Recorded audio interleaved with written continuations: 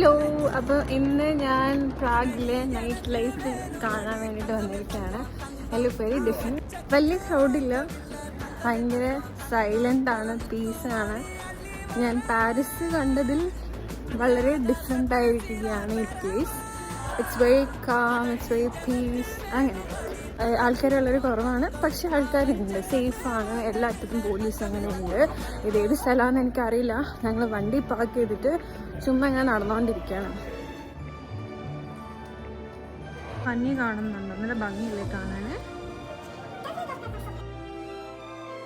ഇതുപോലത്തെ ഷോപ്സ് ഉണ്ട്, ആൾക്കാരൊക്കെ കൂട്ടി പോകുന്നു തോന്നുന്നു. ഞാൻ എൻ്റെ സ്വർഗ്ഗലോകത്തിലേക്ക് കയറിയിരിക്കുകയാണ്. നോക്കൂ നോക്കൂ, ഇഷ്ടം പോലെ സാധനങ്ങൾ.